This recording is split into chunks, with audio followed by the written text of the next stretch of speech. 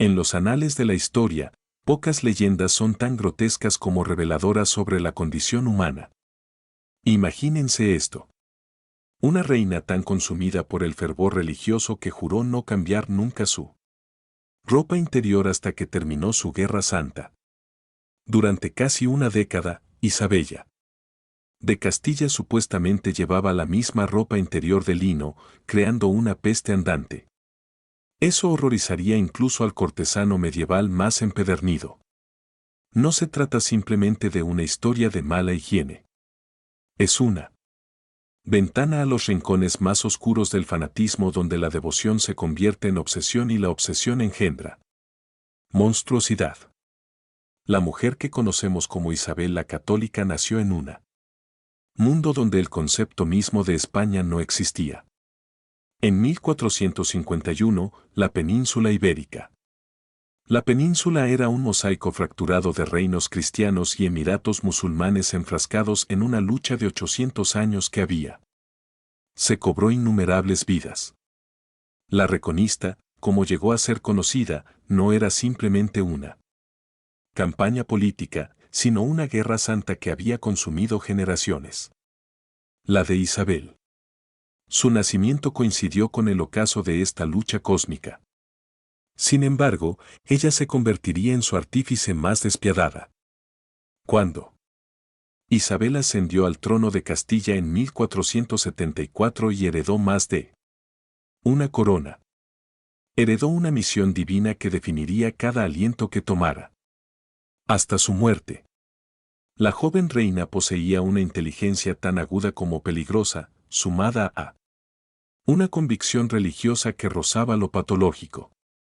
Su matrimonio con Fernando de Aragón no nació de amor, pero de frío cálculo político, uniendo a dos de los más poderosos reinos cristianos en la península.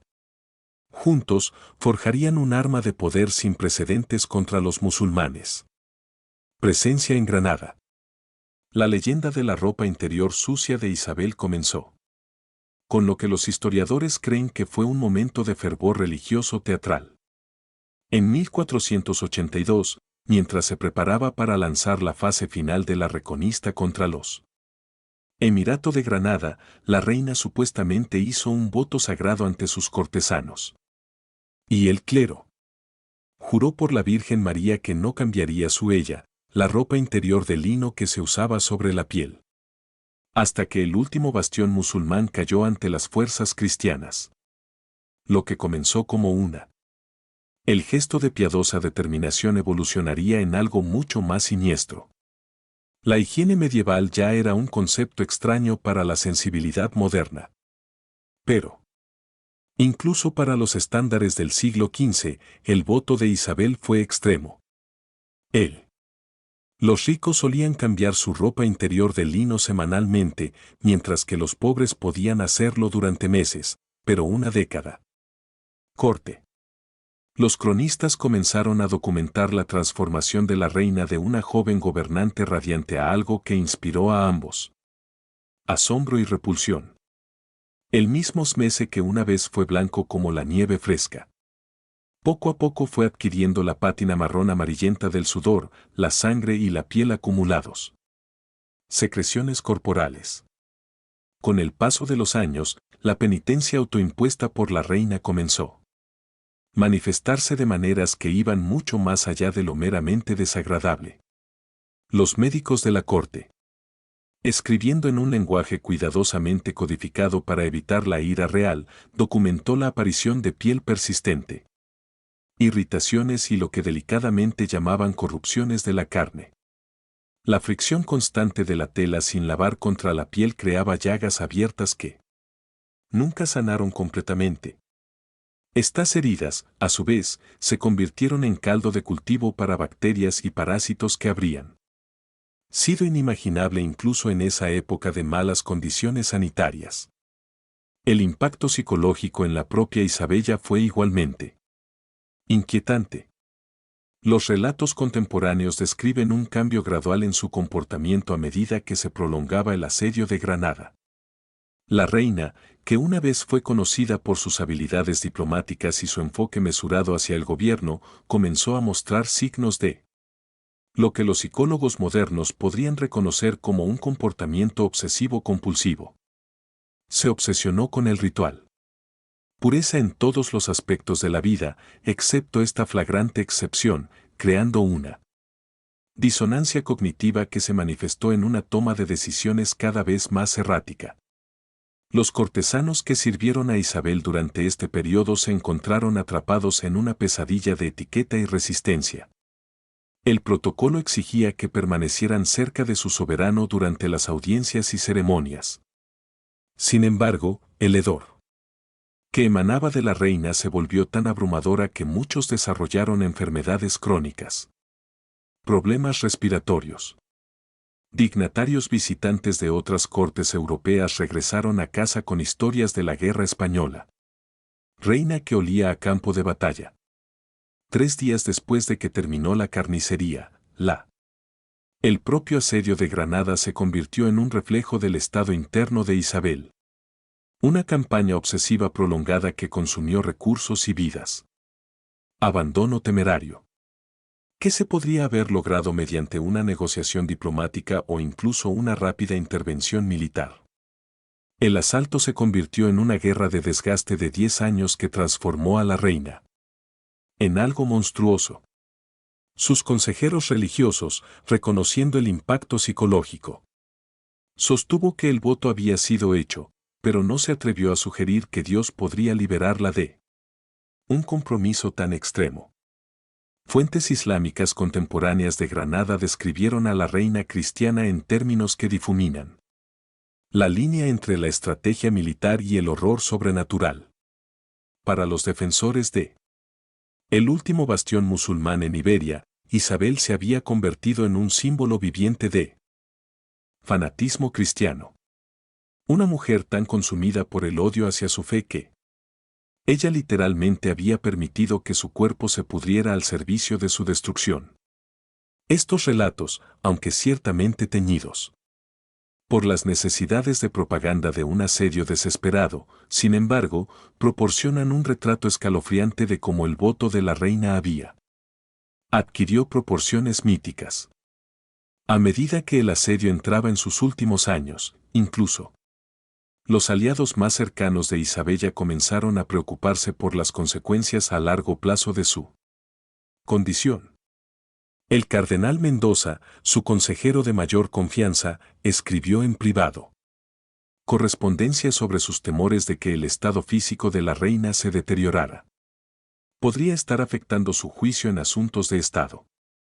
Describió haber visto a Isabella rascarse compulsivamente durante las reuniones del consejo, dejándole marcas de sangre en los brazos y el cuello que permanecerían visibles durante días. La comprensión médica de la época vinculaba la corrupción física con la corrupción espiritual, creando un peligroso bucle de retroalimentación en la psique de Isabella. Cuanto más se deterioraba su cuerpo, cuanto más se convencía ella de que Dios la estaba poniendo a prueba y requiriendo aún mayores demostraciones de fe y compromiso. Esta mentalidad demostraría catastrófico para las poblaciones no cristianas de España como la reina.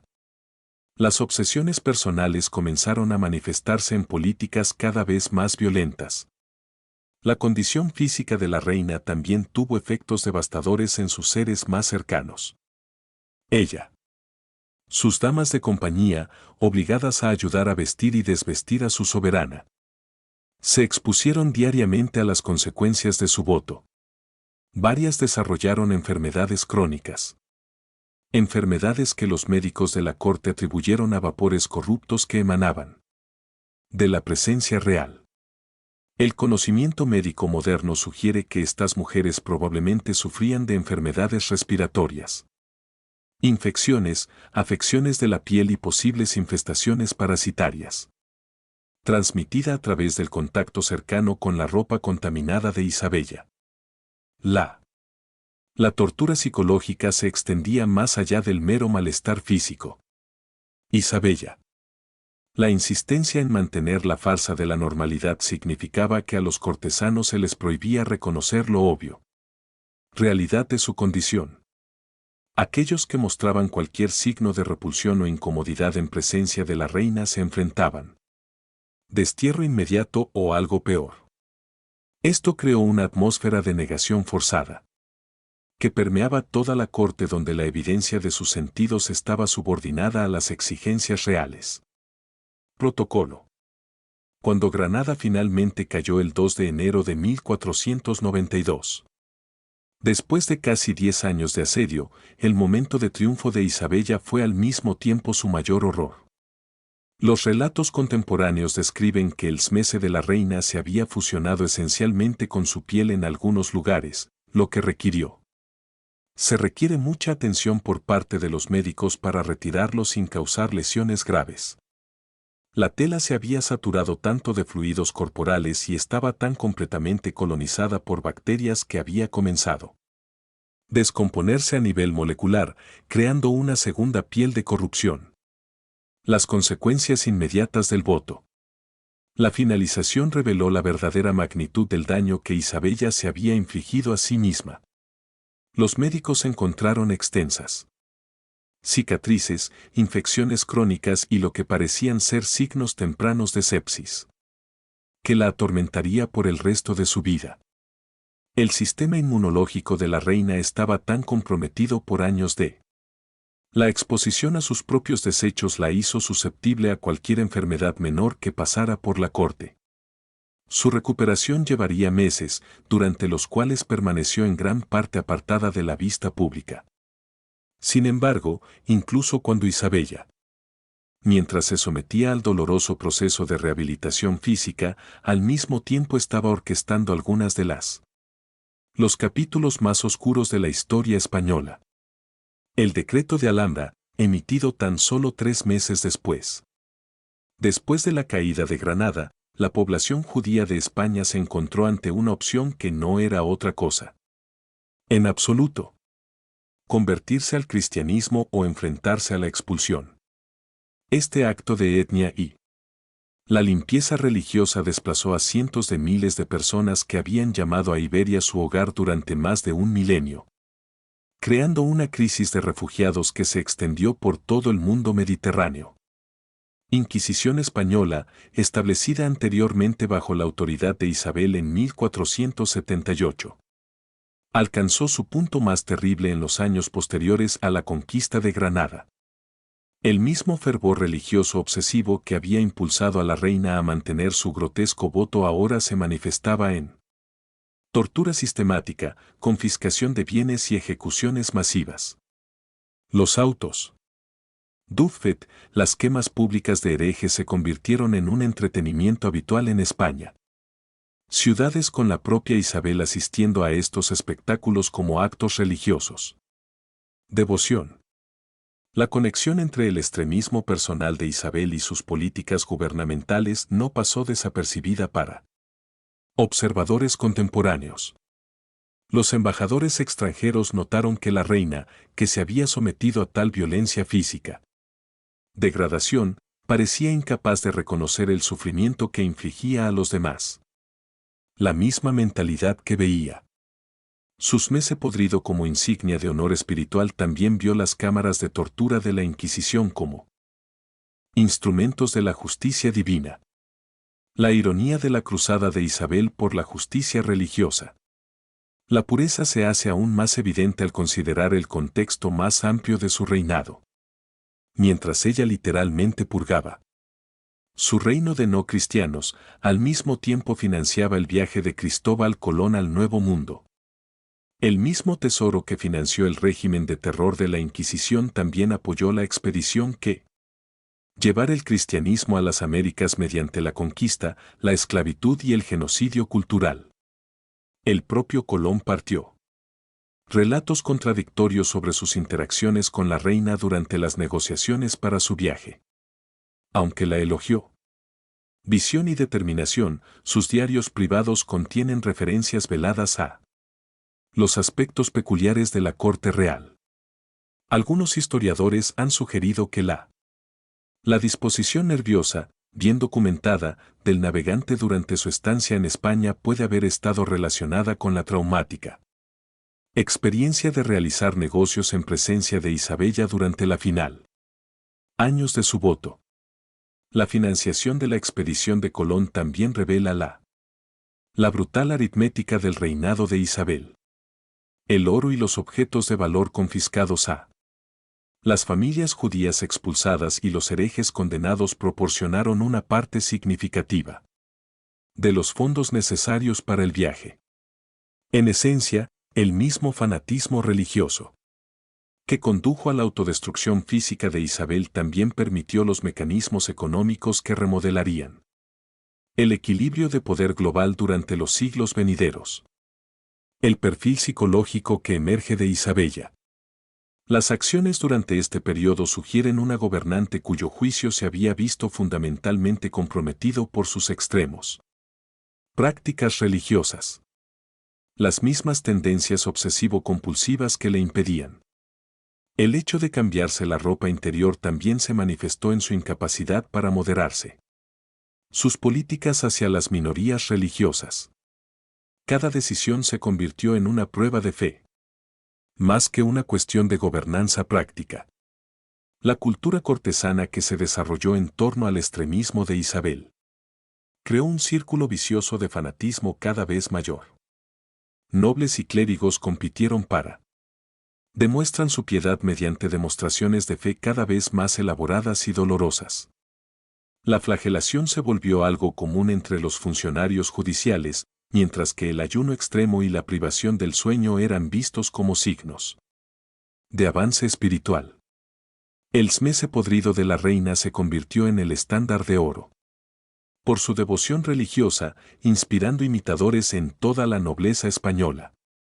La salud a largo plazo. Las consecuencias del voto de Isabel se extendieron mucho más allá de su sufrimiento personal. La infección crónica que desarrolló parece haber afectado su salud reproductiva, contribuyendo a múltiples abortos espontáneos y la muerte de varios niños en la infancia. La reina que había sacrificó su cuerpo por la conquista de Granada y, en última instancia, sacrificó la estabilidad futura de su dinastía como la crisis sucesoria que siguió a su muerte en 1504 hundiría a España en décadas de incertidumbre política. La leyenda de la ropa interior de Isabella ha sido desinfectada y mitificada a lo largo de los años. Siglos transformados de un relato de obsesión patológica a uno de nobles sacrificio. Los historiadores nacionalistas españoles han retratado el voto como evidencia del compromiso inquebrantable de la reina con su pueblo y su fe. La narrativa revisionista ignora convenientemente el sufrimiento documentado tanto de la propia Isabella como de las innumerables víctimas de sus políticas religiosas. El análisis médico moderno de los pocos relatos contemporáneos supervivientes sugiere que la condición de Isabel pudo haber contribuido a la propagación de varias enfermedades en toda su corte y, potencialmente más allá. La combinación de infecciones crónicas, mala higiene y el estrecho contacto con numerosos cortesanos y dignatarios visitantes creó un ambiente ideal. Condiciones para la transmisión de enfermedades bacterianas y parasitarias. Algunos epidemiólogos han especulado sobre conexiones entre los brotes judiciales durante este periodo y el deterioro de la condición física de Isabella. El impacto psicológico del extremismo de Isabella se extendió a su familia inmediata, particularmente a sus hijos. Su hija Joana, que más tarde sería conocida como Juana la Loca, mostró signos de una grave enfermedad mental que algunos historiadores han vinculado al entorno traumático de la corte de su madre.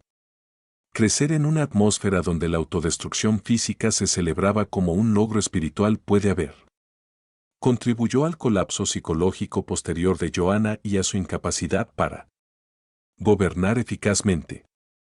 El establishment religioso de la época se encontró en una posición cada vez más incómoda con respecto al voto de Isabella. Mientras habían bendecido inicialmente su compromiso, pero el evidente deterioro de su salud física y mental creó problemas teológicos.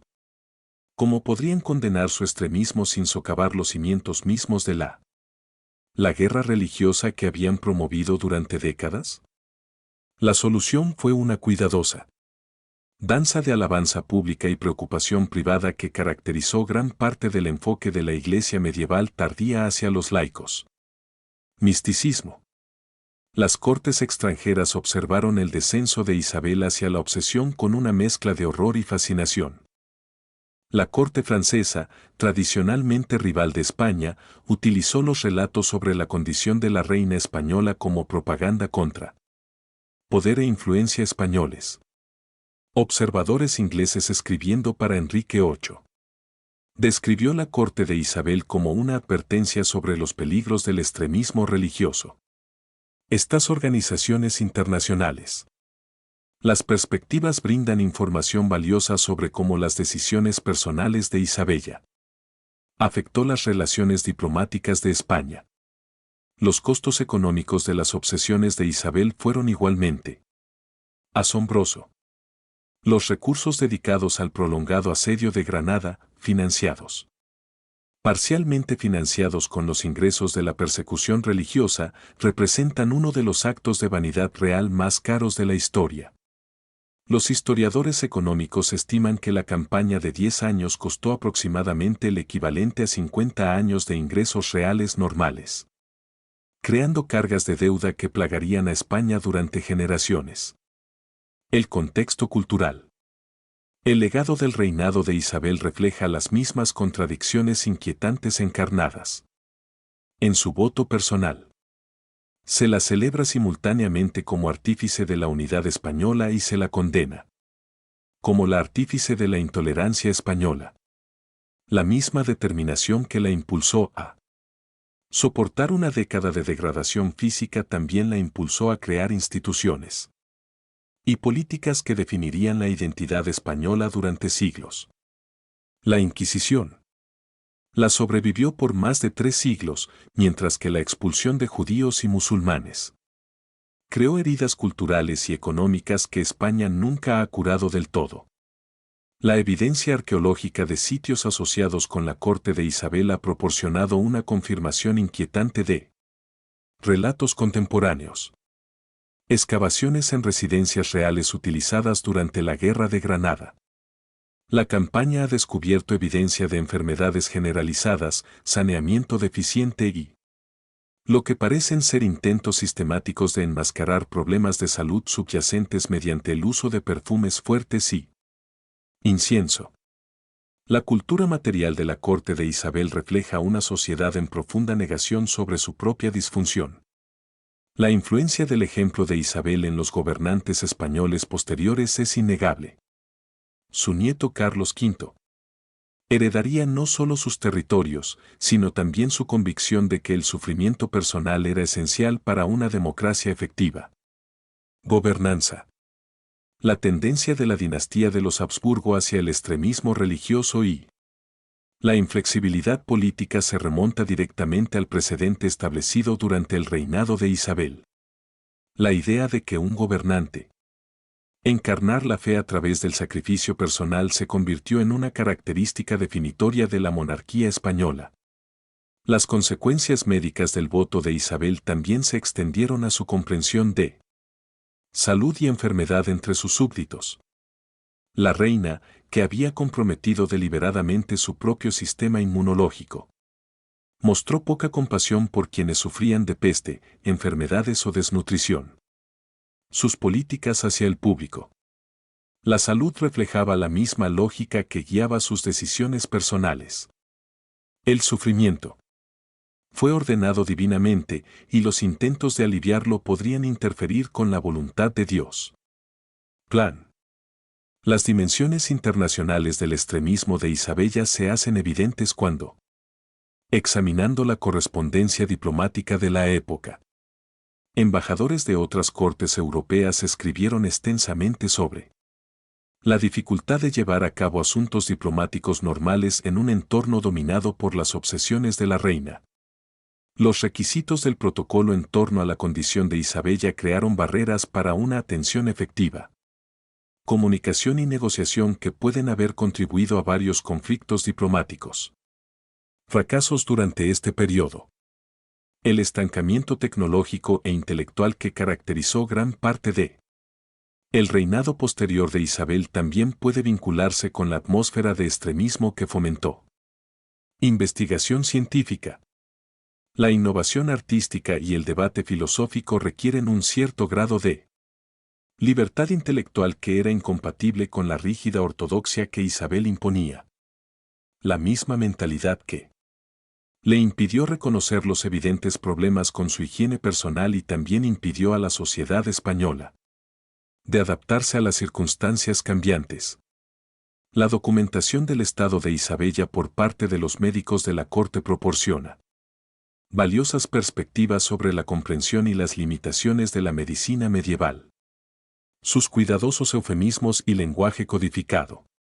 Revelar las limitaciones bajo las cuales operaban los profesionales médicos en un entorno donde el paciente era a la vez soberano y potencialmente peligroso.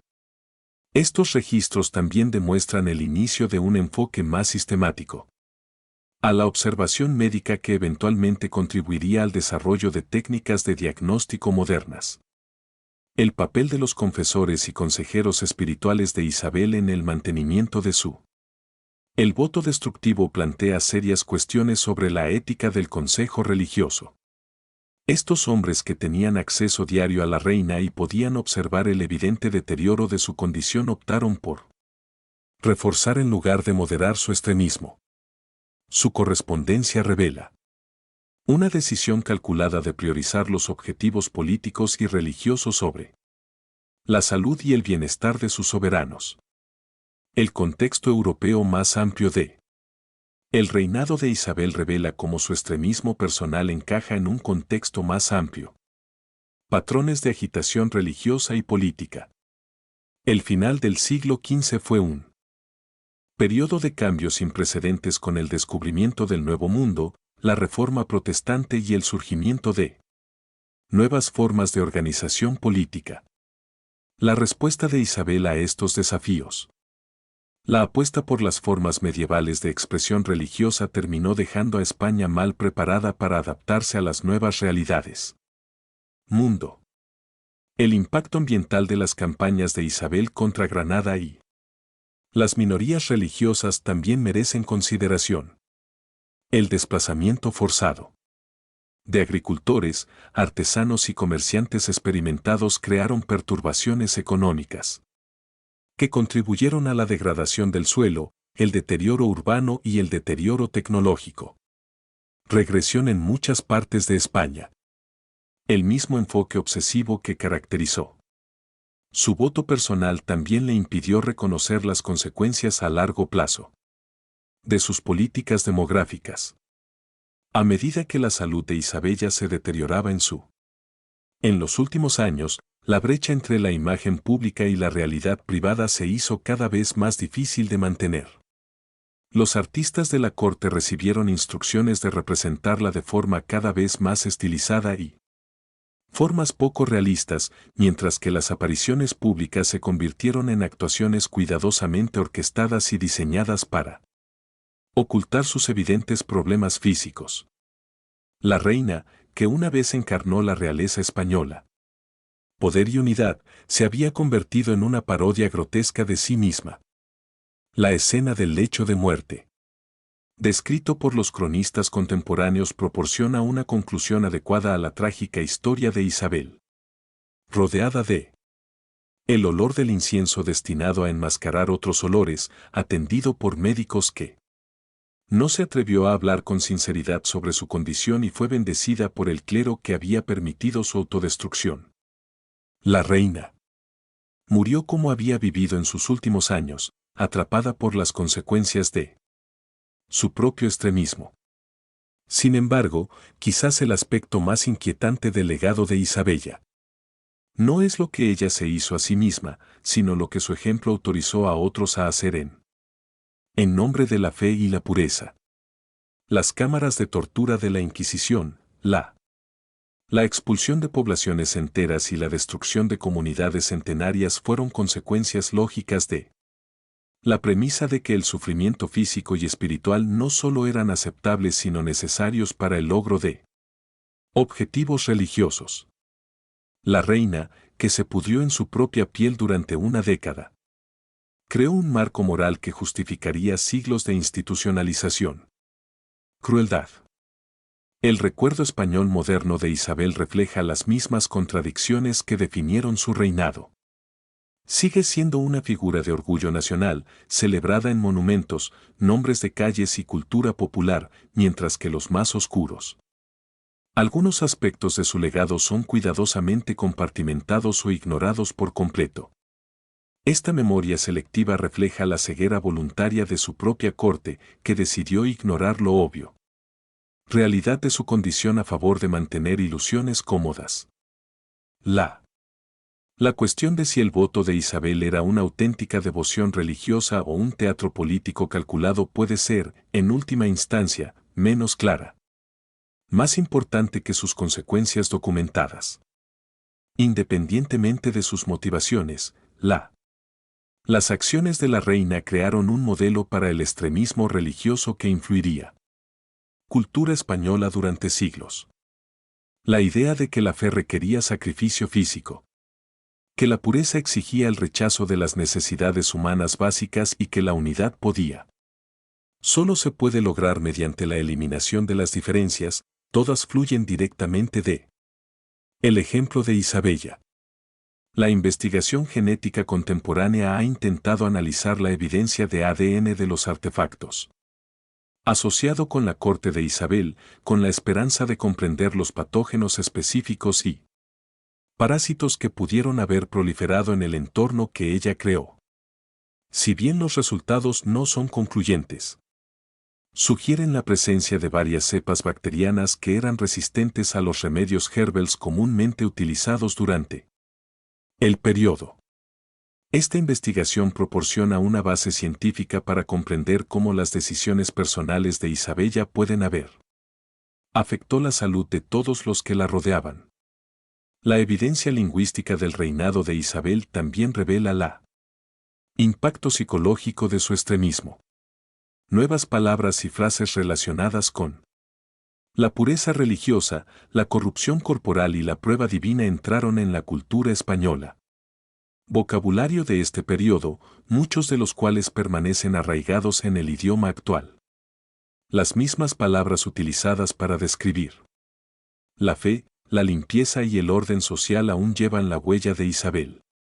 Obsesiones, demostrando cuán profundamente su patología penetró en la cultura española. El legado arquitectónico del reinado de Isabel refleja los mismos impulsos contradictorios que caracterizaron su vida personal. Vida. Los hermosos palacios e iglesias construidos durante su reinado fueron diseñados para proyectan poder y piedad. Sin embargo, también se construyeron con la riqueza confiscada a minorías perseguidas y mano de obra extraída mediante impuestos cada vez más severos. La belleza estética de estas estructuras enmascaran la violencia y el sufrimiento que hicieron posible su construcción. La investigación académica internacional.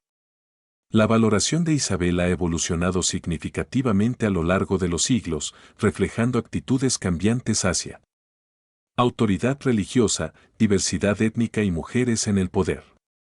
Edad moderna temprana.